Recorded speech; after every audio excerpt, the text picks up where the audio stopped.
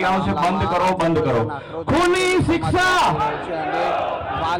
ખૂની શિક્ષા, સંઘર્ષ સમિતિ દ્વારા જે છે ખૂની શિક્ષા, કાર્યક્રમનું આયોજન કરવામાં આવ્યું છે અને જે શિક્ષા મેં શોષણ નહીં ચલેગા, નહીં ચલેગા આપવા માટે સ્કૂલની સામે જે છે તે તેમના પરિવારજનો અને વાલીઓ જે છે મોટી સંખ્યામાં અહીંયા એકત્રિત થયા છે અને જે પ્રકારે આ વિદ્યાર્થીની હત્યા થઈ છે અને ન્યાય મળે આપણો હિન્દુ યોદ્ધા જે બલિદાન થયો છે એકત્રિત થયા છે અને તો સમગ્ર હિન્દુ જે છે કે આ જે તેમની સાથે છે. અશ્રુભીની શ્રદ્ધાંજલિ અત્યારે અહીંયા तो हम सब हिंदू एक है, મોટી સંખ્યામાં हम सब हिंदू, हम सब हिंदू, हम सब हिंदू.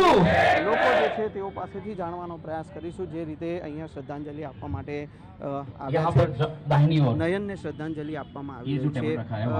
જે લોકો જે એકત્રિત થયા છે, जैसा कि आप सबको पता જે है સંસ્થા વિરુદ્ધ हमारे છે बच्चे नयन के साथ बहुत बड़ी दुखद घटना જેમને પણ અવાજ ઉઠાવવો છે, उसके જેમને લાગ્યું છે મારી જોડે ખોટું થયું છે, परिवार को उस હું बच्चे તેમનો को ભોગ બન્યા न्याय છે, मिल सके इसलिए શારીરિક હોય हमारे માનસિક समिति હોય ने કોઈ ये પણ श्रद्धांजलि का પ્રકારનો कार्यक्रम आयोजित किया કૃત્ય है થયું છે ताकि उस बच्चे के आत्मा को शांति मिल सके और તેમની वो માટે उसके અહીંયા आरोपी મંચની हैं, જમણી બાજુ कड़ी से कड़ी જે सजा ટેબલ मिलनी છે चाहिए. તેમના નામ हमारी सरकार से यही ख्वाहिश નોંધણી है કરવામાં जो भी આવશે. इसके जो अपराधी है उसको कड़ी से सजा 7 मिलनी डे चाहिए. स्कूल की मान्यता उसको बेल नहीं मिलनी चाहिए. तो बोलवानुं છે, हमारी रद्द सरकार करो, से रद्द यही करो. मांग है हमारी. 7 डे हमको स्कूल सरकार की से और कोई मांग मान्यता, नहीं है. उसके माँ बाप का भी यही मांग है 7 डे कि स्कूल की हमको कुछ भी मान्यता, नहीं चाहिए. सिर्फ हमारे बच्चे को न्याय ही चाहिए. 7 डे स्कूल इसके की लिए मान्यता, हमने श्रद्धांजलि का कार्यक्रम आयोजित किया है 7 डे और स्कूल स्कूल की के ऊपर सख्त से मान्यता, सख्त कार्रवाई की जाए ऐसी हमारी सरकार से मांग है. भारत माता की, इसलिए हमने श्रद्धांजलि कार्यक्रम जय आयोजित किया श्री है. राम, 7 ડે સ્કૂલની જય માન્યતા શ્રી રદ કરવા રામ. માટે જે છે તેવા નામ હર લગાવ્યા છે કે હર. 7 ડે સ્કૂલની જે છે તે હર માન્યતા રદ હર. કરવી જોઈએ.